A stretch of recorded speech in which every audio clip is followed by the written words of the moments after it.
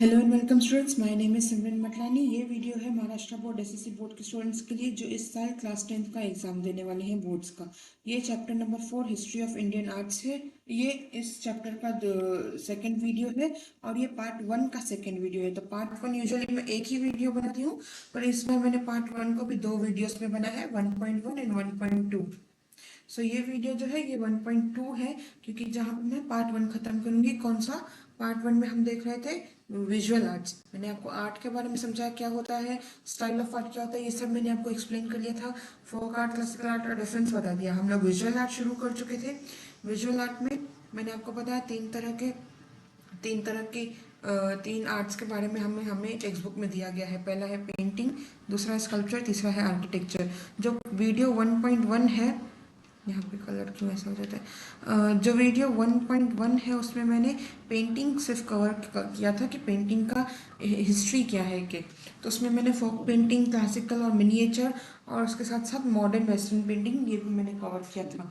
इस वीडियो में हम बाकी के विजुअल आर्ट्स जैसे कि स्कल्पचर और आर्किटेक्चर को कंप्लीट करते हैं। तो कंटिन्यू करते हैं इस वीडियो को स्कल्पचरल आर्ट से। Sculptural art is 3 dimensional. मैंने आपको पिछले वीडियो में बताया था, आपके टेक्स्ट बुक में जैसा लिखा हुआ है। पेंटिंग इज 2 डायमेंशनल, वो आप टच कर सकते हो, पर वो 2D होती है, वो एक पिक्चर होती है। स्कल्पचर 3D होता है जिसको आप टच कर सकते हो। अगेन ये 3D होता है, इसमें क्या क्या हो सकती हैं, क्या चीज़ों के स्कल्पचर्स होते हैं, इमेजेस के, स्टैचू के, इसमें पॉट्स हो सकते हैं, मूर्तियाँ हो सकती हैं और ऑब्जेक्ट्स हो सकते हैं जिसमें कोई आर्टिस्टिक एम्बलिशमेंट हो। एक आर्टिस्टिक एम्बलिशमेंट मतलब कोई ऑब्जेक्ट जिसमें एक आर्टिस्टिक एम्बलिशमेंट हो। एक आपको एग्जाम्पल के लिए मैं दिखाती हूँ।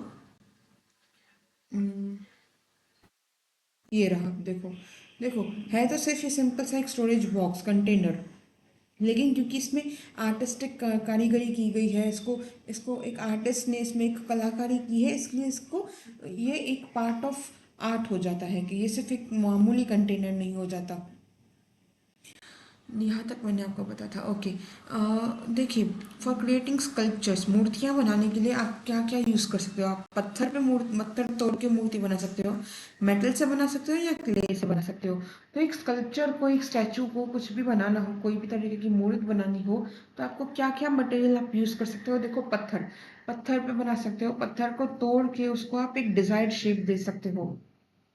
फिर मेटल, मेटल को पिघला कर, बेंड करके, मोड़ के, पिघला के, ढांचे में डाल के आप उससे एक मूर्ति बना सकते हो या कोई स्कल्पचर बना सकते हो। और क्ले, मिट्टी, उससे भी आप बना सकते हो। क्ले के बचपन में हमारे पास आया करते थे, खिलौने होते थे जिससे हम अलग अलग चीज़ें बनाते थे। सो रॉक स्कल्पचर्स, जैसे मैंने कहा, काव करके, आपके पास वो हथियारों से उसको काव करके, तोड़ के एक पत्थर से मूर्ति बनाना जैसे होता है, उसको कहते हैं रॉक पे काविंग करना, काव करना। तो metal sculptures made with help of moulds and clay sculptures formed directly with hands और बाय यूजिंग मोल्ड्स। तो एक मेटल का स्कल्पचर कैसे बना सकते हो, एक मैंने आपको यहाँ पे एग्जांपल के लिए बनाया है। गोल्ड, गोल्ड को पिघला के इस तरह आप अगर ढांचे में डालोगे ना, तो इससे ये डिजायर्ड शेप ले लेगा जिस भी ढांचे में आप डालो। यहाँ पे ये रेक्टेंगुलर ढांचा यूज़ किया गया, उससे वो एक ईंट की तरह बन जाता है, सोने की ईंट बन जाती है कि ब्लॉक बन जाता है। उसको आप किसी भी शेप में, किसी भी शेप के मोल्ड में, ढांचे में डालोगे, किसी भी कंटेनर में डालोगे, तो वो उस कंटेनर की शेप पकड़ लेगा। जैसे हम पानी पानी को जमाने के लिए फ्रीज़र में हमारे पास कंटेनर्स होते हैं कि बर्फ़ जमाने के, तो अगर हम उसमें पानी पानी डाल देते हैं तो पानी बर्फ़ बन जाता है कि। वैसे ही मेटल के साथ होता है, मेटल को पिघला कर आप ढांचे में डालो तो वो भी एक शेप पकड़ लेता है। फिर होता है हमारा क्ले, क्ले से आप कैसे बनाते हो स्कल्पचर्स, जैसे ये क्ले के गणपति बनाना। आजकल तो गणपति उत्सव पे ज़्यादातर पीओपी यूज़ करते हैं, पर हालांकि नहीं करना चाहिए, उसकी बजाय आप क्ले का इस्तेमाल कर सकते हो। इस फोटो में आपको दिखेगा कि क्ले की मदद से ये मूर्ति बनाई गई है गणपति जी की। तो क्ले का काम कैसे होता है, या तो आप हाथों से खुद उसको शेप दो, या तो फिर कभी कभी आप उसमें भी ढांचे का इस्तेमाल कर सकते हो। अगर कुछ पार्ट्स होते हैं क्ले से भी जो बनाने के लिए मुश्किल होते हैं, तो उसमें आप मोल्ड का इस्तेमाल कर सकते हो। उस ढांचे में डालो, और जैसे आप आटा भी लो, तो अगर आप आटे को, या कभी आप कोई टिक्की बनाओ, तो उसको आप एक तारा या एक ट्राइंगल या कुछ भी शेप दे दो, तो वो उस शेप को पकड़ लेता है। वैसा ही होता है क्ले की मूर्तियों के साथ। ये सब आपके रोज़मर्रा के लाइफ का पार्ट है। आजकल अगर आप सोशल मीडिया से बाहर निकल के देखो तो ये सब चीज़ें आपको समझ में आएंगी ज़्यादा, क्योंकि पता नहीं आप लोगों की जनरेशन में से कितने हैं जिन्होंने इतना क्ले के टॉयज से खेला होगा। क्ले से आप लोगों ने अगर कभी टॉयज बनाए हों तो शायद आप जानते होंगे, या आटे से कभी खेला हो तो ये सब पता होगा। The entire temple of Kailash, Ellora में एक मंदिर है कैलाश मंदिर। मैंने उसका इमेज आपको ना आपके पिछले चैप्टर में है, चैप्टर नंबर 3 में है, कैलाश मंदिर एट वेरुल। वो पूरा का पूरा ना एक बड़ा सा पत्थर था। पूरे से बड़े से पत्थर को तोड़कर उसमें से एक मंदिर बनाया गया। वो अलग अलग पत्थरों को जोड़कर मंदिर नहीं बनाया गया, एक बड़े से पत्थर में इसको तोड़ के काट के उसको काव करके एक बड़ा सा मंदिर बनाया गया, जिसको आज हम कैलाश टेम्पल कहते हैं, जो कि वेरुल या एलोरा में है। सो जैसे यहाँ पे लिखा है carved out of single rock, एक बड़े से मोनोलिथ, बड़े से पत्थर से तोड़ के बनाया गया। उसके बाद आपको एक और एग्जांपल क्या दिया गया है, एक अशोका का पिलर है कि कहाँ पे, सारनाथ में। उस पे एक लाइन कैपिटल है। ये जो आपका फोटो है ना, ये इसको अशोक स्तंभ कहते हैं। ये एक लंबा सा पिलर था और ये उस पिलर का टॉप है कि ये नीचे है ना, ये पूरा पिलर है कि लंबा सा, सारनाथ में ये पिलर है और अशोका ने बनवाया था। इसके ऊपर ये जो आप देख रहे हो ना, 3 ट्राइंगल है, एक इस तरफ देख रहा है, एक सामने और एक आपके, और एक इसके पीछे भी है, पीछे की तरफ देख रहा है। वो हमको फोटोज में नहीं दिखता। तो ये 3 लायंस, 3 फेस्ड लायन, ये हमारा नेशनल एम्बलम है कि आपको ये गवर्नमेंट ऑफिसेस, गवर्नमेंट सील्स वगैरह पर दिखेगा। Folk style of sculptural art, इसमें भी जैसे हमने पेंटिंग में देखा, फोल्क देखा, क्लासिकल देखा, और फिर हमने वेस्टर्न भी देखा, उसमें इसमें भी हम ऐसे ही देखेंगे स्कल्पचर्स में भी। तो फोक स्टाइल, पहले फोक स्टाइल देखते हैं। मैंने आपको कल एक्सप्लेन किया था फोक और क्लासिकल का डिफरेंस क्या होता है, कि पिछले वीडियो में मैंने एक्सप्लेन किया था फोक मतलब क्या और क्लासिकल मतलब क्या। ये आप लोग पीडीएफ के लिए, ये वाले पीडीएफ के लिए आप लोग ज्वाइन कर लेना टेलीग्राम चैनल को। टेलीग्राम चैनल का लिंक मैंने बायो में दिया है। ये बार बार ऐसे डिसइंटीग्रेट क्यों हो जाता है, ऐसे अलग क्यों हो जाता है। Okay, the sculptural art is also as ancient as the art of painting. हमने पेंटिंग के बारे में मैंने आपको कल क्या बताया था कि स्टोन एज में भी पेंटिंग हुआ करती थी। कैसे, भीमबेटका की पेंटिंग मैंने आपको दिखाई थी। क्या कहना है इस बात का कि हमारे यहाँ इंडिया में ना पेंटिंग जितना ही पुराना स्कल्पचरल आर्ट यानी मूर्तिकारी है, मूर्तियां बनाना।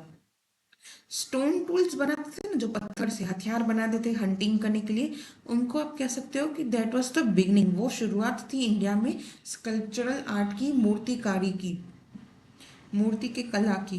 The custom of making clay images for rituals has been prevalent in India since Harappan times. Clay की बनाई हुई मूर्तियाँ, आज हम लोग क्या प्लास्टर ऑफ पेरिस यूज़ करते हैं, पीओपी यूज़ करते हैं। अभी गणेश चतुर्थी आने वाला है, हमारे यहाँ हम लोग गणेश चतुर्थी सेलिब्रेट करेंगे। बहुत ज़्यादातर लोग पीओपी की मूर्तियाँ लेकर आएंगे, बट एक ज़्यादा सेफ क्या है, क्ले की मूर्तियाँ, जो कि बहुत सिंपल होती हैं। आप अपने घर पे अपने हाथों से खुद वो मूर्ति बना सकते हो। वो बहुत ही पर्सनल होगा कि आप अपने गणपति जी की छोटी सी चाहे वो मूर्ति हो, पर आप अपने हाथों से बनाओ, कैसे, क्ले से। और ये क्यों है, ये आज की बात नहीं है, ये कोई आज नया नया लोगों ने एनवायरनमेंट के बारे में सोचकर, पर्यावरण का भला सोचकर लोगों ने नहीं शुरू किया। ये बहुत पुरानी प्रथा है कि हम लोग क्ले का इस्तेमाल करते हैं मूर्ति बनाने के लिए। कब से, हड़प्पन पीरियड से। हड़प्पन पीरियड ऑलमोस्ट कितना हो गया, 4800 या 5000 साल पुराना। उस वक्त भी लोग रिचुअल्स के लिए, पूजा पाठ के लिए क्ले की मूर्तियाँ बनाते थे। और ये आज भी कहाँ पे होता है, बंगाल में, बिहार में, गुजरात, राजस्थान। आप चाहेंगे तो गणपति जी की मूर्ति बन सकती है, जैसे यहाँ पे लिखा है गणेश जी के आइडल, उनकी मूर्ति। फिर गौरी का mask, mask of Gauri, bull के फिगरिंग, बुल, सांड, क्या कहते हैं उसको, हाँ उसका फिगरिंग, उसका एक कह सकते हैं यही मूर्ति, छोटी सी क्ले की मूर्ति बनती है कौन से, बेल पोला के लिए। फिर वुडन मेमोरियल्स, वीर गलास, मेमोरियल स्टोन, मेमोरियल स्टोन जैसे किसी की कब्र पर कई बार लगाते हैं। उसके अलावा फिर विजय स्तंभ के तौर पे लगाते हैं। जैसे देखो ये एक मेमोरियल स्टोन है, मेहरौली में है ये, from the cells of Mehrauli and Badarpur.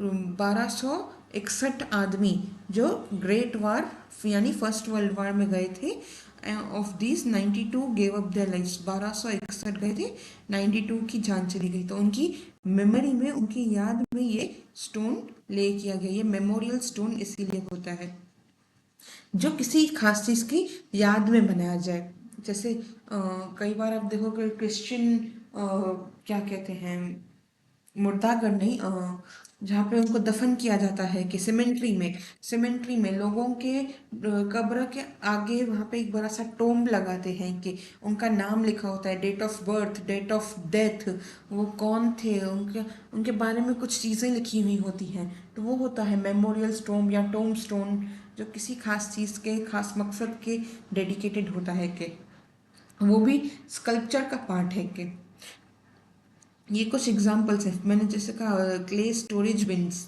Decorated beans, decorated containers, डब्बे जिन पे थोड़ा आर्टिस्टिक काम किया गया हो, कारीगरी की गई हो, उनको भी आप आर्ट में काउंट कर सकते हो, स्कल्पचर में काउंट कर सकते हो कि सो फोक स्कल्पचर में क्या आ गया आपका, आपके क्ले के इमेजेस, क्ले की मूर्तियां जो हड़प्पन पीरियड में बनती थी। फिर हमारे स्टोन एज के टाइम पे जो स्टोन से पत्थर बनते थे, पत्थरों से जो टूल्स बनाया करते थे, वो भी हमारा स्कल्पचर में आते हैं। ये सब फोक स्कल्पचर में क्यों आते हैं कि फोक स्टाइल क्यों है, क्योंकि ये अनट्रेंड तरीके से बनते थे। स्टोन से, पत्थर से टूल्स बनाना, हथियार बनाना किसी ने नहीं सिखाया था। 5,000 10,000 साल पहले किसी ने इंसानों को नहीं सिखाया कि पत्थरों से आप ये कैसे बनाओ या मिट्टी का इस्तेमाल करके आप मूर्तियाँ कैसे बनाओ। ये नेचुरली चीज़ों को करना आ जाता है कि ये वो आर्ट है जो आप लोग ओवर द टाइम लोगों को देख देख के सीख लेते हो, ये सिखाना नहीं पड़ता। क्लासिकल स्कल्पचर क्या होता है कि जो क्लासिकल स्टाइल क्या होता है, जो सीखना पड़े, जो प्रोफेशनल ट्रेनिंग से सीखते हो के, जैसे आजकल मूर्तियाँ प्रोफेशनल्स बनाते हैं कि मूर्तिकार बनाते हैं, स्कल्पटर बनाते हैं। तो हाँ, वन इवन हड़प्पन पीरियड में भी सील बनती थी। आप लोगों ने सील्स देखी होंगी, मैंने शायद यहाँ पे फोटो डाला होगा। ये देखो, ये मूर्ति है और ये सील है। ये सील्स हैं बहुत सारी जो हमें हड़प्पन पीरियड से मिली है। और ये वाला एक ब्रॉन्ज का स्टैचू है कि इसको या तो कोई कहता है कि ये किसी किंग का स्टैचू है, कोई कहता है ये कोई पुजारी है, कोई प्रीस्ट है कि, तो ये कौन है पता नहीं, पर ये ब्रॉन्ज का है, ब्रॉन्ज का बना हुआ है। उसका मटेरियल है कांसे का, और ये काफ़ी हद तक तो देखो टूट चुका है। और ये काफ़ी प्रोफेशनल, ये ऐसी चीज़ नहीं लगती जो आपको बस एवे ही नेचुरली आ जाए। ये चीज़ वो है जो बहुत सीखने के बाद किसी ने बनाई होगी। ये आउट ऑफ ऐसे नेचुरली नहीं बना सकते आप। अगर बच्चे को भी क्ले दे दो तो वो भी बच्चा क्ले से कुछ ना कुछ मूर्ति बना ही देगा कि, बट ऐसा कुछ बनाने के लिए आपको प्रोफेशनल ट्रेनिंग की ज़रूरत होती है कि। सो हड़प्पन पीरियड में इवन सील्स का भी ऐसा ही है। सील भी ये देखो प्रॉपर कैसे स्क्वायर में है कि स्क्वायर में बनी हुई है, एक ढांचा यूज़ किया गया है, कुछ पर्टिकुलर साइंबल्स हैं, कुछ वर्ड्स लिखे गए हैं, कुछ जानवर बनाए गए हैं, तो किसी रीज़न से बनाए गए हैं कि किसी पर्पस से इनको बनाया गया था। ये कुछ ऐवे ही नहीं है जो बना दिया गया, फोक कल्चर का पार्ट नहीं है। ये प्रैक्टिस्ड है, बहुत ही प्रोफेशनल लेवल पे बनाए गए हैं कि ये सील्स।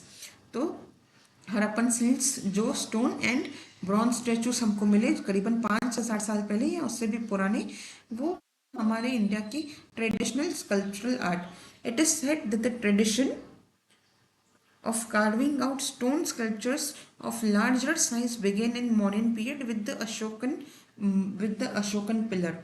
तो मूर्ति जो पत्थर से बनती है वो कब शुरू हुई, उसके लिए ये कहा जा सकता है कि पत्थर से मूर्तियां बनाने, वो भी बड़े साइज के, लार्जर साइज के। जो आपने यूजुअली देखे वो तो बहुत छोटे से थे। पत्थर से बड़ी मूर्त बनाना, बड़ा स्कल्पचर बनाना, ये कब शुरू हुआ, मौर्य के काल में, मौर्य साम्राज्य के काल में।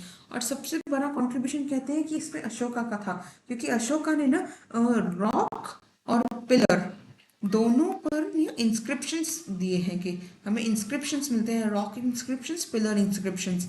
उनमें से उनको भी हम दो कैटेगरीज में डिवाइड करते हैं, माइनर और major.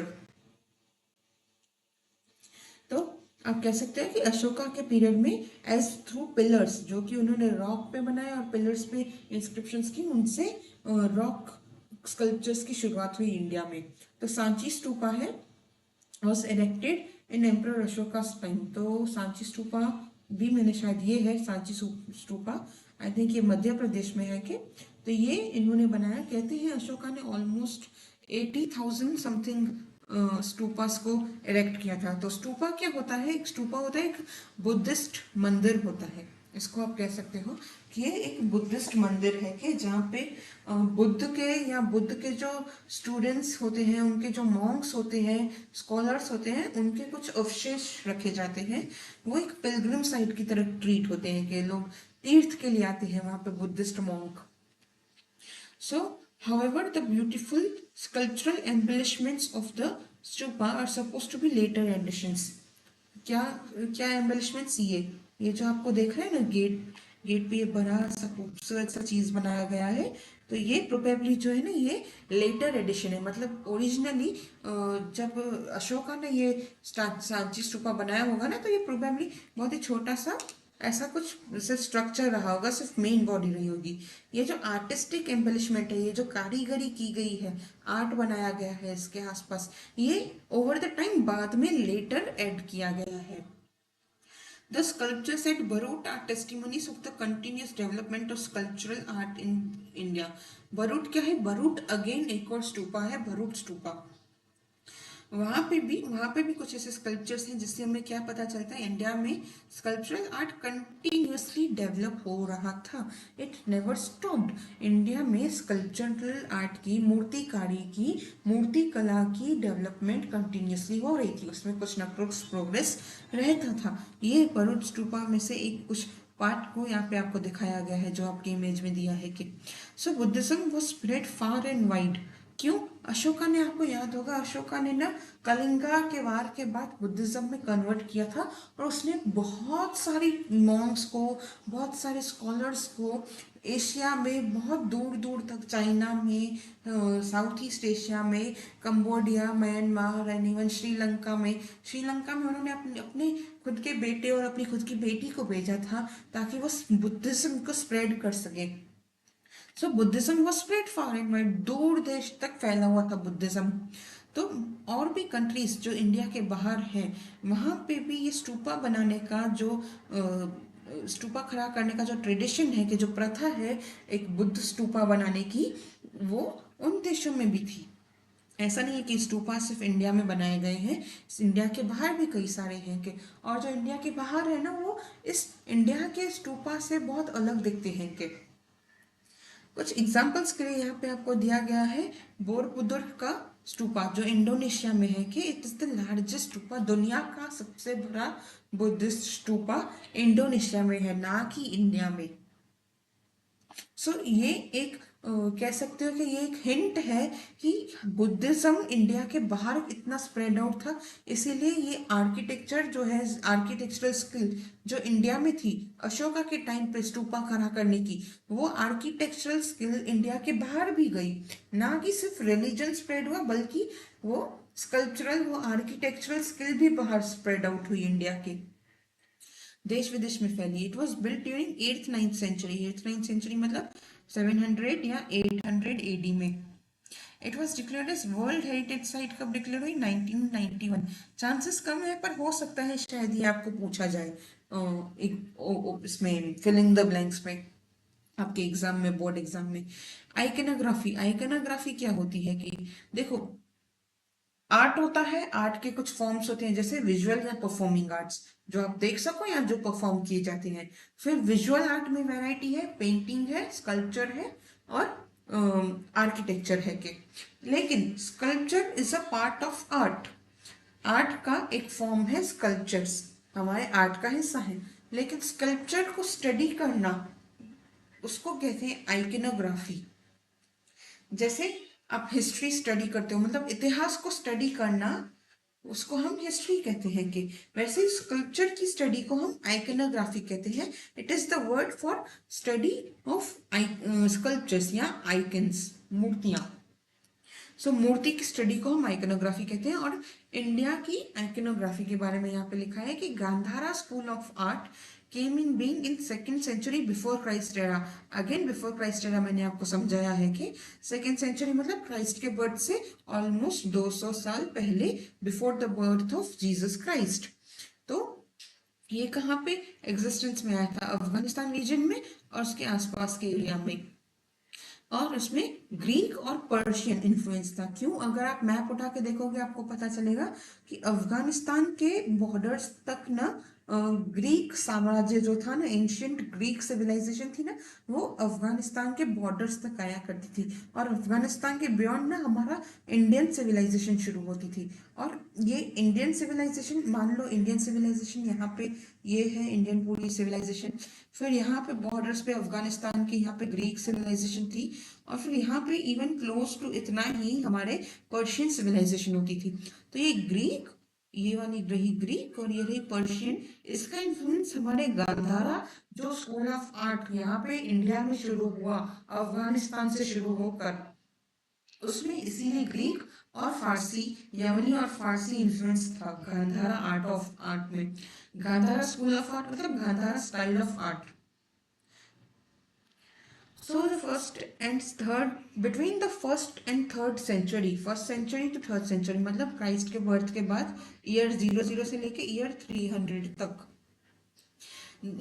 during the period of Kushan, Mathura school of art was at rise. Mathura school led the foundation of Indian iconography.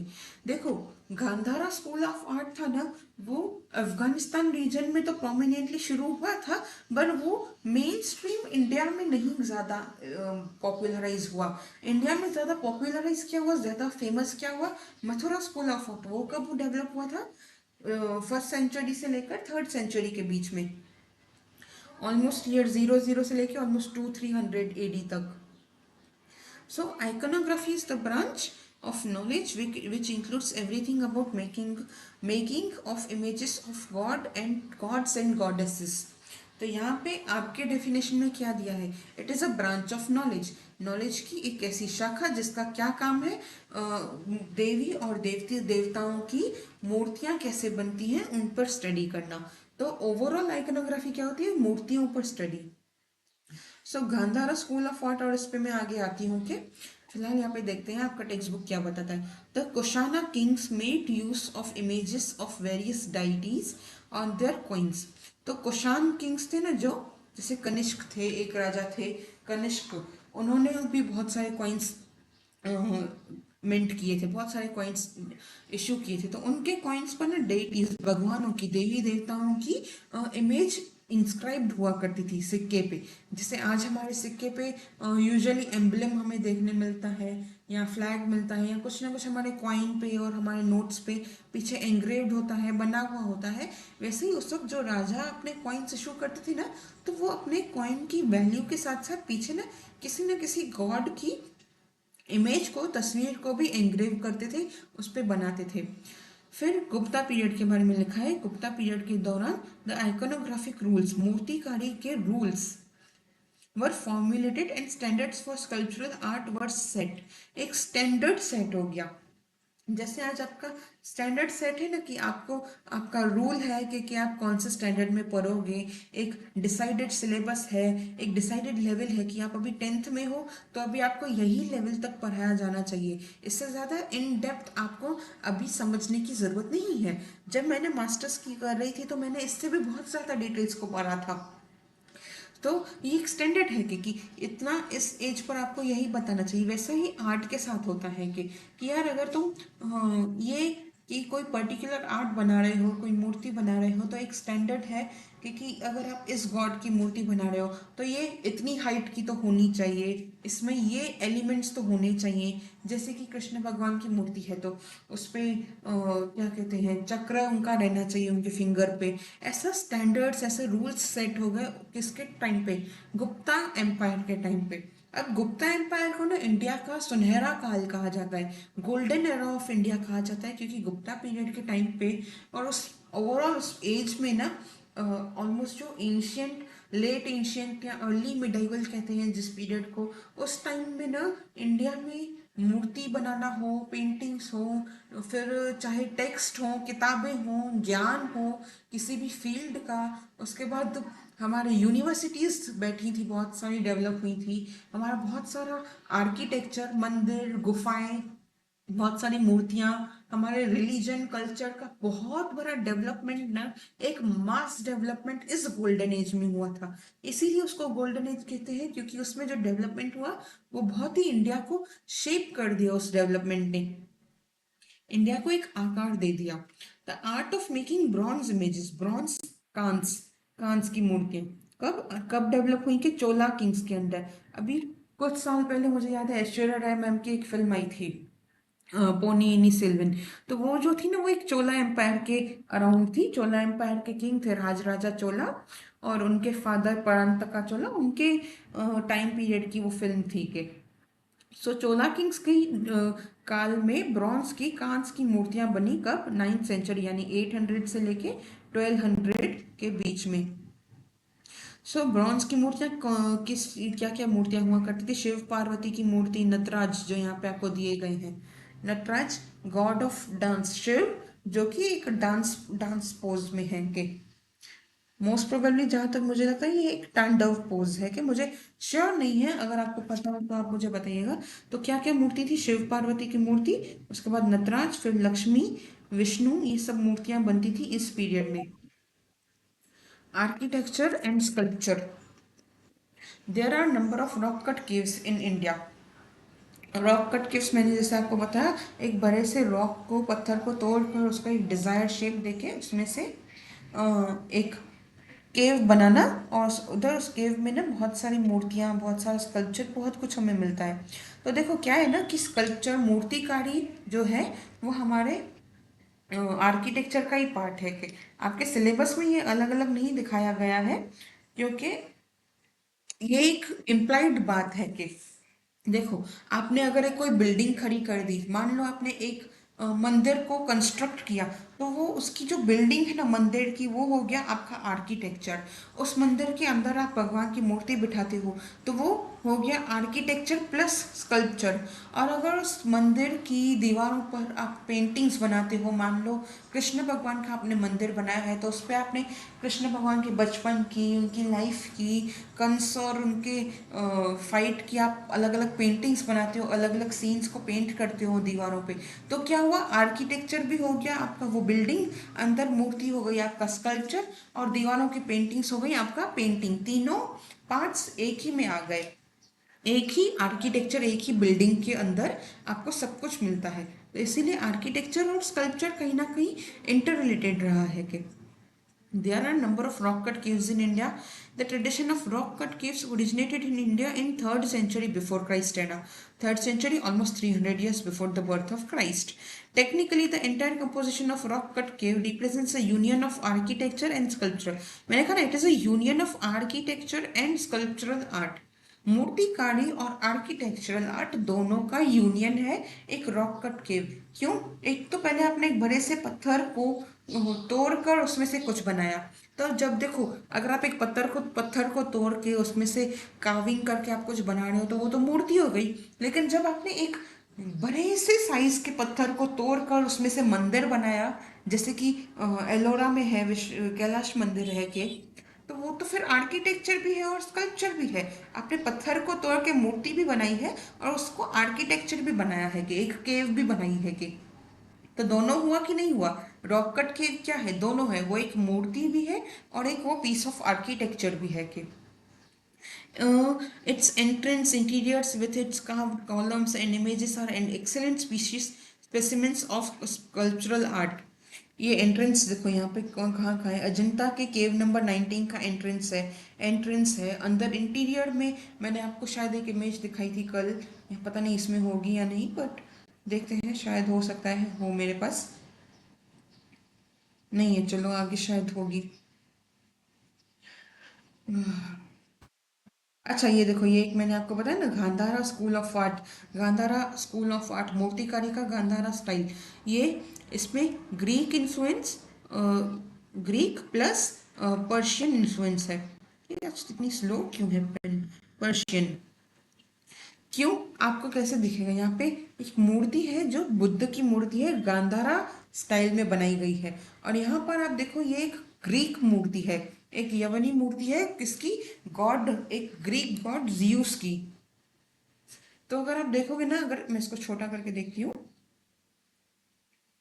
यहाँ पे आपको एक सिमिलैरिटी देखेगी दोनों के बीच में। आपको आई थिंक ये विजिबल होगा बहुत क्लियरली कि इनमें दोनों ही मूर्तियों में एक सिमिलैरिटी है। दोनों को ही बहुत ही अच्छे फिजिक में बनाया गया है। दोनों की क्लोथिंग को बहुत ऐसा बारीकी से कार्व किया गया है। घुंघराले बाल रखे गए हैं। बहुत ही स्ट्रॉन्ग बॉडी बनाई गई है दोनों की।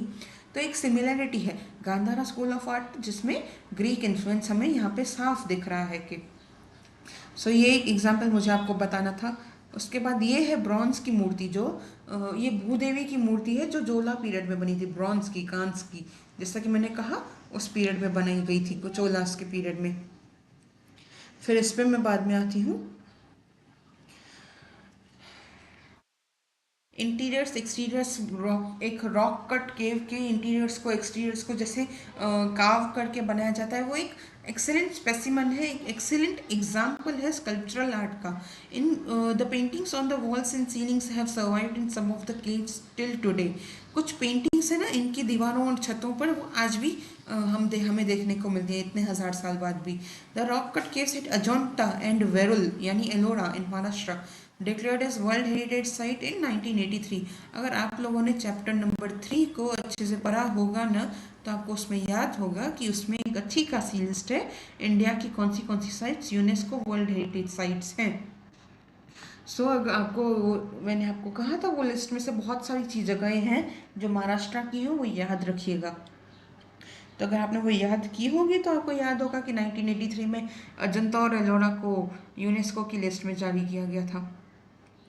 फिर temple architecture, rock cut temples हमने, रॉक कट केव्स हमने देख ली। टेम्पल आर्किटेक्चर, मंदिर की आर्किटेक्चर इंडिया में कब शुरू हुआ? 4th century Christ era, almost 300 AD, यानी ऑलमोस्ट आज से 1700 साल पहले।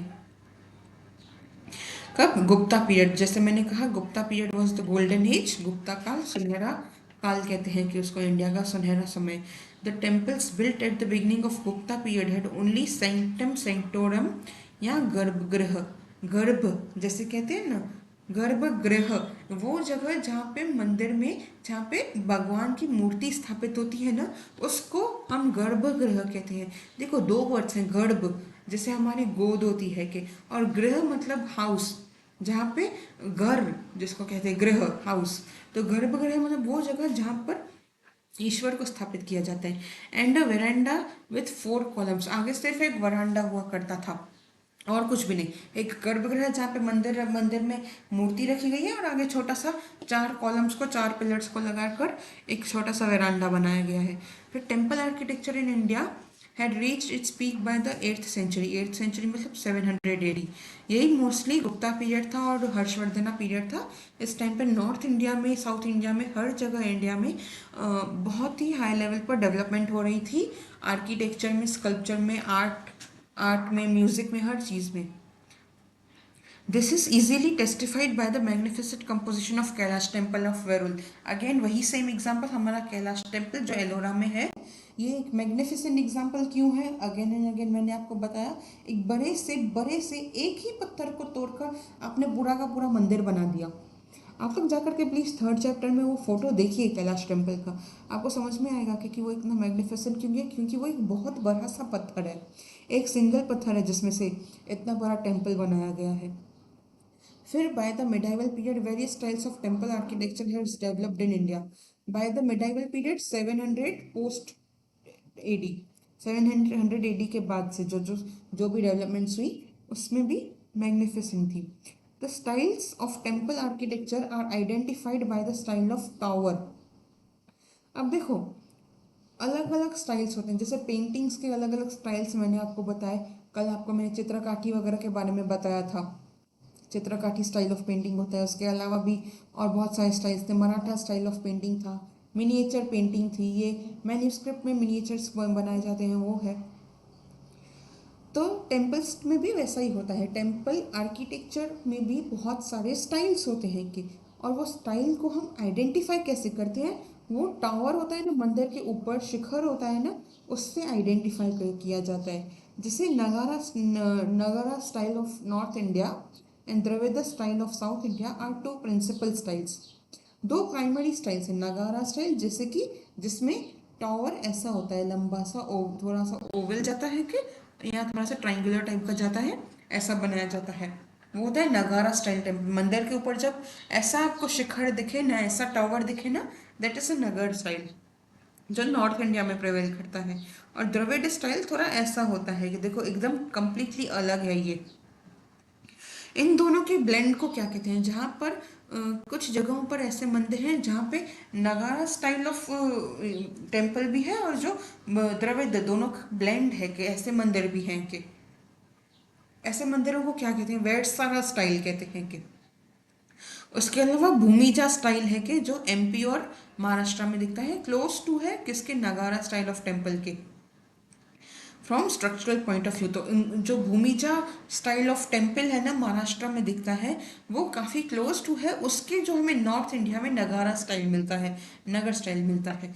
तो भूमिजा स्टाइल है ना, वहाँ पे series of miniature towers are arrange which become smaller towards the top, smaller towards the top. मैंने जैसे यहाँ पे आपको आगे अपने फोटो मैंने कहा ना दिखाने के लिए, रुको, काफी ये काफी कुछ है, आपको काफी काम आएगा, देखो।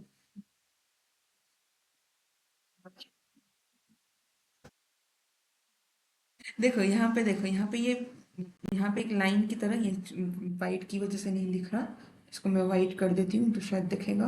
हाँ, देखो यहाँ पर ये एक सर्कल है, ये एक लेवल बनता है, फिर ये जैसे जैसे जैसे ऊपर जाता जाता है ना, छोटा बनता जाता है, देखो ये और छोटा छोटा होता जा रहा है।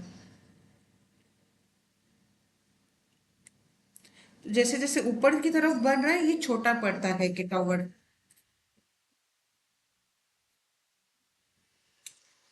ये टावर जैसे जैसे ऊपर चढ़ता जाता है, नीचे से ऊपर छोटा होता जाता है कि। यही भूमिजा स्टाइल है कि जहाँ पे miniature towers are arrange, series of miniature towers are which become smaller towards the top. तो जैसे जैसे ऊपर जाता है वैसे वैसे छोटे होते जाते हैं हमारा टावर, नीचे चौड़ा होता है, ऊपर छोटा पतला होता जाता है। Hence the tower appears to be continuously rising from the base of the temple to the top. Tower नीचे से ऊपर की तरफ ऐसा बढ़ता लग रहा है, बढ़ते हुए लग रहा है, नीचे से ऐसा ऊपर की तरफ बढ़ रहा है कि किसी पहाड़ी की तरह। तो इसको कहते हैं भूमिजा टेम्पल, भूमिजा स्टाइल। ये कौन सा मंदिर है, ये शिव मंदिर है अंबरनाथ का, जिसका रेफरेंस मैंने बहुत बार आपको दिया है कि। सो ये आपको यहाँ पे कुछ एग्जाम्पल के लिए क्या बताया गया है, the temples in Maharashtra built in 12th-13th century, 1100 और 1200 में, 1100 और 1200 AD, are known as Hemadpanthi temples. जो महाराष्ट्र में इन दो पीरियड्स के बीच में बने हैं, 1100 से 1300 के बीच में बने हैं, उनको हेमंतपंथी कहते हैं। Outer walls of Hemantpanthi temples are built in star shape. Star की शेप कैसे होती है कि ऐसे होती है ना कुछ, मैं बहुत अच्छी बिल्कुल नहीं हूँ ड्राइंग में, ऐसा कुछ स्टार का शेप होता है, या मान लो ऐसा होता है, स्टार शेप होता है आउटर। हाँ, और इस star shaped plan the outer walls of the temple है जिगजैग शेप। जिगजैग शेप हुई या नहीं, ये ऐसा जिगजैग हुआ ना यहाँ पे, ये ऐसे जाएगा फिर ऐसे जाएगा फिर ऐसे जाएगा, ये जिगजैग होता है, zigzag design. The results in the this results into interesting effect of alternating lighting and shadow. इसका लाइटिंग इफेक्ट बहुत सही होता है, देखो क्योंकि एक दीवार यहाँ पे चली गई, फिर यहाँ पे है, फिर यहाँ पे है, तो अल्टरनेट लाइटिंग पैटर्न बन गया, एक शेडो का अलग इफेक्ट निकल आता है कि। The important characteristic of Hemantpati temple is its masonry. Masonry क्या होती है, मैसनरी यूजुअली क्या होती है, जब सीमेंट पानी वगैरह मिलाकर आप किसी बिल्डिंग को, ईंटों को जोड़ने का काम करते हो ना, तो मोटार का इस्तेमाल करते हो। मैसनरी मतलब ये बिल्डिंग बनाने का काम। तो यहाँ पर कोई भी मोटार यूज नहीं किया, मतलब इन्होंने बिल्डिंग को, मंदिर का जो स्ट्रक्चर है उसकी ईंटें पत्थर हैं उसको जोड़ने के लिए सीमेंट और पानी या सैंड का मिक्स नहीं यूज किया है। इन्होंने क्या किया, इन्होंने क्या टेक्निक अप्लाई की, टेनेंट एंड मॉर्टिस जॉइंट्स। अब ये टेनेंट एंड मॉर्टिस जॉइंट्स क्या होती है, ये मुझे पता था, थोड़ा आप लोगों को शायद डिफिकल्ट लगे अगर मैं आपको ऐसे ही एक्सप्लेन करूँ, पर ये एक फोटोग्राफ से आपको इजीली याद रहेगा। मान लो ये काफी सिमिलर है, देखो मान लो ये आपका मोबाइल का चार्जर है कि, इसको मैं वापस चेंज कर दूं, देखो आपका मान लो ये मोबाइल का चार्जर है कि, और ये आपके मोबाइल का नीचे चार्जिंग पॉइंट है कि। जब आप अपना चार्जर पॉइंट प्लग करते हो अपने फ़ोन में तो यहाँ पे फिट बैठता है ना, गिर तो ही ना जाता है। जब तक आप उसको निकालते नहीं हो तब तक वो नहीं निकलता, इट स्टेज देयर। तो ये बिल्कुल वही टेक्निक है कि ये टेनन, इसको टेनॉन कहते हैं कि जिस पीस को हमें जोड़ना है उसको यहाँ पे थोड़ा नैरो किया गया है। देखो ये पूरा लकड़ी का पार्ट है, ये लकड़ी का स्ट्रक्चर है, और यहाँ पे आके इसको एक पतला सा पॉइंट बनाया गया है कि, और जो सामने जिस पीस से हमें ज्वाइन करना है उसको वहाँ पे थोड़ा सा वहाँ पे होल बनाया गया है। इसको फिक्स कर दोगे तो ये बिल्कुल बिना किसी मोटार के, बिना किसी सीमेंट पानी के जुड़ा रहेगा। कि ये लकड़ी में यूज होता था, यहाँ पे पत्थर में भी यूज किया गया है। कि तो एग्जाम्पल के लिए यही दिया गया है, अम्बरेश्वर मंदिर, शिव मंदिर अम्बरनाथ का, गोंडेश्वर टेम्पल नियर नासिक, और Aundha Nagnath temple in Hingoli district are few finest examples of Hemantpanti style. The plan is star shaped. The Hemantpanti temples are found at several places in Maharashtra. यहाँ पे आपको एग्जाम्पल के लिए गोंडेश्वर टेम्पल सिनार का दिया गया है। ये भी बिल्कुल मंदिर जैसा है, वैसा ही है कि थोड़ा देखो जिगजैग जाता है कि यहाँ पे। चलो आप लोगों के लिए इतना ठीक है। आप लोग मुझे बताना कि अगर आपने से कोई ऐसा इनमें से लिस्ट जो मंदिर है यहाँ पे, इनमें से किसी मंदिर में आप गए हो तो कभी मुझे बताना। ये गोंडेश्वर मंदिर है, बिल्कुल वैसा ही बना हुआ है, जिगजैग शेप का, स्टार शेप का। ये हो गए हमारे एंशियंट पीरियड में जो हमारा आर्किटेक्चर था। तो एंशियंट पीरियड में हमारा मोस्टली जो आर्किटेक्चर था ना वो टेम्पल आर्किटेक्चर था। कि फिर in medieval period under the patronage of Muslim sultanates many styles of architecture such as Persian, central Asian, Arabic and pre-Islamic native Indian styles were blended together, creating an Islamic architecture of India. जब हमारे देश में फारस से, central Asia से, Arabia से Muslims ने आना शुरू किया तो वो अपने साथ अपना इस्लामिक स्टाइल भी लेकर के आए। अब Islamic style Indian style of architecture से थोड़ा अलग था। For one reason, Islamic architecture में या इस्लामिक स्कल्पचर्स में कभी भी ह्यूमन फेस को बनाना या ह्यूमन फेस को ड्रॉ करना या ह्यूमन कहीं पे भी किसी इंसान को ड्रॉ करना या बनाना, ये आपने अलाउड नहीं है। आपने देखा होगा कभी भी वहाँ पे मूर्ति पूजा नहीं होती या कोई भी तस्वीर को नहीं माना जाता। तो वो हमारे आर्ट और आर्किटेक्चर में भी हमें यही देखने को मिलता है। जो पर्शियन स्टाइल, जो सेंट्रल एशियन स्टाइल, जो इस्लामिक स्टाइल हमारे इंडियन स्टाइल के साथ ब्लेंड हुआ ना, उससे क्या बना, इंडो इस्लामिक आर्किटेक्चर बना। उसको हम इंडो इस्लामिक आर्किटेक्चर कहते हैं। जो है इंडिया में उसमें कुछ चीज़ें हैं जो बिल्कुल हिंदुस्तानी स्टाइल है, पर कुछ हैं जो हमने बोरो की हैं, जो हमने एडॉप्ट की हैं इस्लामिक आर्किटेक्चर, इस्लामिक आर्ट से।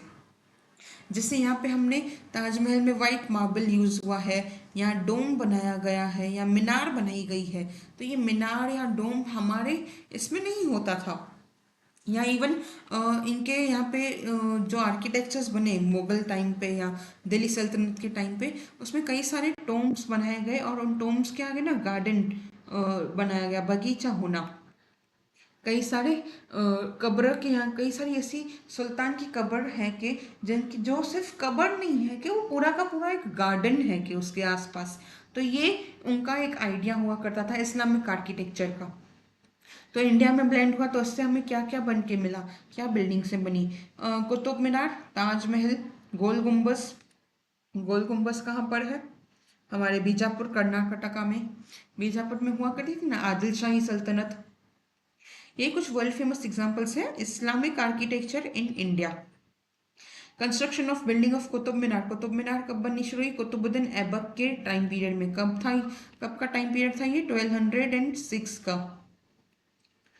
और कब कंप्लीट हुई कि इल्तुतमिश जो कि कुतुबुद्दीन ऐबक के दामाद थे, वो उनके बाद राजा बने और उनके पीरियड में, इल्तुतमिश के पीरियड में कुतुब मीनार बन के पूरी हुई। क्या है ये, 73 मीटर्स की है, 240 फुट की है हाइट में। Qutub Minar complex again world heritage site है के। और क्या है, मुगल एम्परर शाहजहां ने बनाया अपनी क्वीन मुमताज महल की याद में, क्या बनाया, Taj Mahal. Taj Mahal is looked upon as the paramount example of the beauty of Islamic architecture in India. India में इस्लामिक आर्किटेक्चर में सबसे खूबसूरत है ताजमहल, अगेन ये भी वर्ल्ड हेरिटेज साइट है यूनेस्को की। फिर गोल गुम्बज बीजापुर में कर्नाटका में कब बनाया गया? 17th सेंचुरी यानी 1600s में। Grand building houses the burial of Mohammed Adil Shah of Bijapur, क्या है ये? बरियल साइट है जहाँ पे दफन किया गया है किंग को? मोहम्मद आदिल शाह बीजापुर के। तो गोल गुम्बज क्या है ये बेसिकली एक मेमोरियल है, अगेन ये बरियल साइट है, यहाँ पे दफन किया गया है शाहजहां इनके राजा को, किनको? मोहम्मद आदिल शाह को। Inside the dome after which the building is named there is a round gallery. Inside the dome, Gumbaz, Gol Gumbaz, round dome, word में ही है, गोल गुम्बस, राउंड डोम। तो यही उसके नाम में है कि after which the building is named there is a round gallery, अंदर एक राउंड गैलरी है कि क्या है? Even a slight whisper by a person standing in this gallery can be heard everywhere and it if somebody claps from here it echo, it's echo can be heard many times. तो ये जिस तरह बनाई गई है ना गोल आकार में इसकी छत वगैरह, इसकी वजह से ना इसमें एक इको का एलिमेंट आ जाता है। वैसे आप अगर इको कर ले, इको के लिए आप कहीं पे आप जाओ तो देखो माथेरान जैसी जगह होती है जहाँ पे एको पॉइंट होती है। आप पहाड़ियाँ हैं वो गोल गुम्बस नहीं है कि कोई सर्क्यूलर स्ट्रक्चर नहीं है, वो पहाड़ी है जहाँ पे आप चलाओ तो आपकी आवाज़ लौट के इको होके आती है। पर गोल गुम्बस का आर्किटेक्चर ही ऐसा है, वहाँ पे अगर आप छोटी सी एक फुसफुसाहट की आवाज़ भी होगी ना, छोटी सी विस्पर भी होगी ना, छोटी सी विस्पर भी होगी ना, वो भी दूर तक कहीं पे हर जगह लोगों को सुनाई देगी जो भी उस बिल्डिंग में होंगे। वो ऐसा बना हुआ है कि छोटी सी आवाज़ भी ना दूर तक सुनाई देती है कि हर किसी को। सो उसके बाद क्या है? ड्यूरिंग द ब्रिटिश पीरियड, चलो हमने एंशियंट देख लिया जहाँ पे क्या था, एक था रॉक कट केव, दूसरा था हमारा टेम्पल आर्किटेक्चर। टेम्पल आर्किटेक्चर के 3 स्टाइल्स मैंने बताए, नगारा, द्रविड़ और वेरसारा, जो कि दोनों का ब्लेंड होता है। फिर हेमंतपंथी स्टाइल जो महाराष्ट्र में प्रेवलेंट है। फिर मैंने आपको मिडाइवल आर्किटेक्चर में बताया इंडियन और इस्लामिक आर्किटेक्चर का ब्लेंड हुआ। जब उनका ब्लेंड हुआ, जब उनका संगम हुआ तो उससे एक बिल्कुल नया स्टाइल ऑफ आर्किटेक्चर डेवलप हुआ कि इंडो इस्लामिक आर्किटेक्चर। एग्जाम्पल्स के लिए ताजमहल, कुतुब मीनार और गोल गुम्बज। फिर अंग्रेजों का शासन भी तो इंडिया में शुरू हुआ था, तो वो अपने साथ एक अलग आर्किटेक्चर लेके आए। उनके यहाँ पे गोथिक आर्किटेक्चरल स्टाइल हुआ करता था, उसको इंडिया के स्टाइल से ब्लेंड कर दिया। जैसे इंडिया के स्टाइल से इस्लामिक आर्किटेक्चर ब्लेंड कर दिया तो इंडो इस्लामिक बन गया। गॉथिक आर्किटेक्चर का स्टाइल ब्लेंड कर दिया तो क्या बन गया? इंडो गॉथिक आर्किटेक्चरल स्टाइल बन गया। इस टाइम में उन्होंने क्या क्या बनाया? और इंडो इस्लामिक आर्किटेक्चर के ब्लेंड की वजह से हमको क्या देखने मिला? खूबसूरत टॉम्ब्स बनाते थे, जैसे ताजमहल एक टॉम्ब है बट वो आर्टिस्टिक फीचर है उसमें, तो वो एक इंडो इस्लामिक स्टाइल था। अब उसके उसके जैसा इंडो गॉथिक स्टाइल जब इंडिया में इंट्रोड्यूस हुआ तो वो क्या आर्किटेक्चर बनाते थे? क्योंकि जब तक हमारा एंशियंट पीरियड में अपना इंडियन स्टाइल चलता था तब तक हम लोगों ने यूजुअली या तो रॉक कट केव्स बनाए या तो फिर हमने टेम्पल्स बनाए अलग अलग स्टाइल्स में। लेकिन जब इस्लामिक आर्किटेक्चर इंट्रोड्यूस हुआ तो उसके साथ हमारा इंडियन आर्किटेक्चर ब्लेंड हो गया, तो हमने खूबसूरत टॉम्ब्स बनने लगे और मस्जिद बनने लगी और बहुत सारे खूबसूरत गार्डन्स बने, मुगल गार्डन्स बने, जो कि दिल्ली में भी है, कश्मीर में भी है।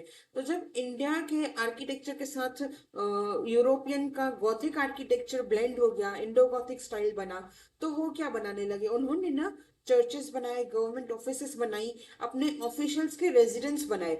जैसे कि एक रेजिडेंस है हमारा राष्ट्रपति भवन, जो कि उस वक्त वाइसरॉय का घर हुआ करता था। उसके अलावा गवर्नमेंट ऑफिसेस जैसे कि म्युनिसिपल ऑफिसेस आपको कलकत्ता में देखने मिलेंगी, बॉम्बे में, मुंबई में देखने मिलेंगी। फिर हमारा ये सीएसएमटी स्टेशन है जिसको उस वक्त वीटी स्टेशन कहते थे, विक्टोरिया टर्मिनस कहते थे। आज हम इसको छत्रपति शिवाजी महाराज रेलवे टर्मिनस कहते हैं कि, पर उस वक्त जब ये बना था तब इसको विक्टोरिया टर्मिनस कहा जाता था। तो इन्होंने क्या क्या बनाए? चर्चेस बनाए, बहुत सारे चर्चेस हैं इंडिया में जो अंग्रेजों ने बनाए। गोवा में है, मुंबई में है, उसके अलावा कलकत्ता में भी है और चेन्नई मद्रास एरिया में भी बहुत सारे चर्चेस हैं। गवर्नमेंट ऑफिसेस मैंने आपको बताया, रेजिडेंसेस ऑफ टॉप ऑफिशियल्स, बड़े अफसरों के घर। जैसे मैंने कहा इंडिया का जो वाइसरॉय थे हमारे, उनका घर हुआ करता था राष्ट्रपति भवन। आजादी के बाद उसको राष्ट्रपति भवन बना दिया, उसको प्रेसिडेंट का रेजिडेंस बना दिया गया, पर वो उस वक्त वाइसरॉय का रेजिडेंट हुआ करता था।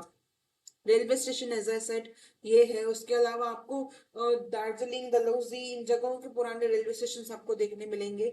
जो अंग्रेजों ने बनाए वो उनके इंडो गोथिक आर्किटेक्चरल स्टाइल में है। कि आपको यहाँ पे दिया हुआ है the building of Chhatrapati Shivaji Maharaj terminus. आपको मैंने पिछले चैप्टर के वीडियोस में भी ये बताया था कि सीएसएमटी रेलवे स्टेशन जो है आज वो एक यूनेस्को हेरिटेज साइट है। कि कौन से साल में थी ये आपको पता होगा अगर आपने पिछले वीडियो का लेक्चर सुन के आपने मेमोराइज किया होगा कौन सी महाराष्ट्र की यूनेस्को हेरिटेज साइट है और वो कब यूनेस्को की लिस्ट में बनी थी। So Mumbai is the finest example of Indo-Gothic architecture and it is a World Heritage Site. Chhatrapati Shivaji Maharaj भी और मुंबई में ओवरऑल बहुत सारी ऐसी जगहें हैं जो एक बढ़िया एग्जाम्पल है इंडो गॉथिक आर्किटेक्चर का। एक आपको एग्जाम्पल के लिए दिखाती हूँ, एक आपको कंपैरिजन बताती हूँ। ये जगह जो आप देख रहे हो ना यहाँ पे स्क्रीन पे, ये एक आर्क है। इस आर्क का नाम है arc D Triumph in Paris. ये पेरिस में है कि जो नेपोलियन ने बनाई थी 1800s में। अब इसको देख के कुछ याद आ रहा है कि ऐसा कुछ इंडिया में भी है। ऐसी ऑलमोस्ट दो चीजें हैं जो इंडिया में है। कि एक तो मुंबई में ही है हमारा गेटवे ऑफ इंडिया। 1800s में नेपोलियन ने ये फ्रांस में बनाया था और यही ऐसा ही इंस्पिरेशन लेकर के हमारे मुंबई में 1911 में बना गेटवे ऑफ इंडिया। क्यों बना था? जब इंग्लैंड के राजा किंग जॉर्ज और उनकी wife queen Mary India visit किए थे ना, तो उनके शान में उनके वेलकम के लिए ये गेटवे ऑफ इंडिया बना था। नाम में ही है ना गेटवे, रास्ता, गेट इंडिया का। और ऐसा ही इंडिया गेट भी है न्यू दिल्ली में।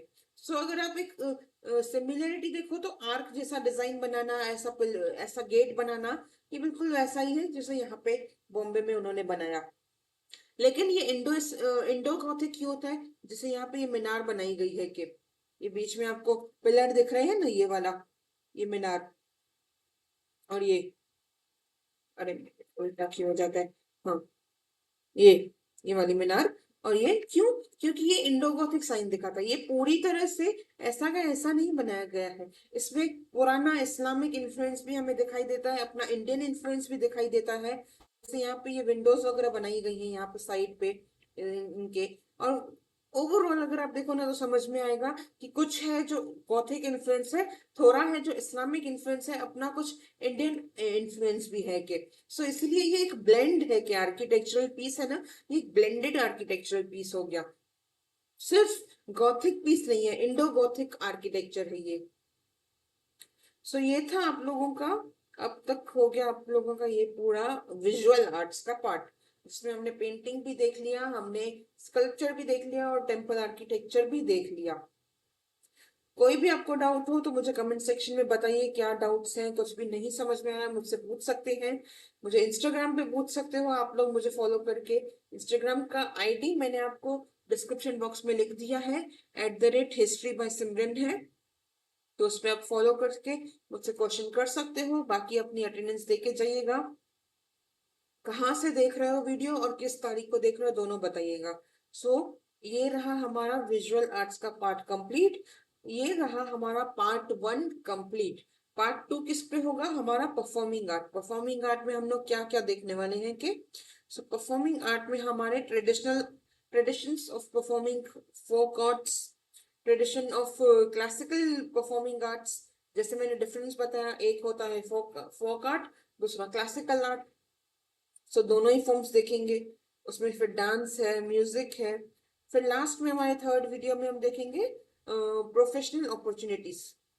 क्या जॉब अपॉर्चुनिटीज हमको मिल सकती हैं वो हम लास्ट में थर्ड पार्ट में जॉब अपॉर्चुनिटीज, और ये हमारा क्वेश्चन आंसर्स का पार्ट। उसके अलावा आप लोगों को अगर बाकी के पिछले जो चैप्टर्स के नोट्स हैं, ये जो आपके क्वेश्चन यहाँ पे पूछे गए हैं, इनका अगर आपको आंसर चाहिए, नोट्स चाहिए, आपको आंसर्स चाहिए, प्लस पीवाईक्यू में जो क्वेश्चन आ चुके हैं उनके आंसर्स आपको चाहिए, तो वो नोट्स मैं बहुत जल्द टेलीग्राम चैनल पे अपलोड करूंगी। तो आप टेलीग्राम चैनल ज्वाइन करिएगा। टेलीग्राम चैनल का लिंक भी मैं डिस्क्रिप्शन बॉक्स में डाल देती हूँ। मैं बार बार इंसिस्ट करती हूँ टेलीग्राम चैनल के लिए। क्यों?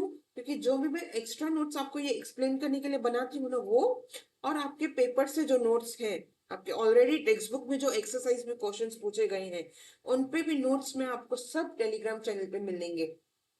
तो इसीलिए जाइए टेलीग्राम चैनल को ज्वाइन करिए, चैनल को सब्सक्राइब करिए यूट्यूब पे। ये सब हमने कंप्लीट कर लिया। अगले चैप्टर में हम शुरू करेंगे, अगले वीडियो में हम शुरू करेंगे इसी चैप्टर का आगे सेकेंड पार्ट, परफॉर्मिंग आर्ट्स का। सो तब तक आप लोग चैनल से बने रहिए। अगले वीडियो तक मिलती हूँ मैं आप लोगों से। Thank you and bye bye.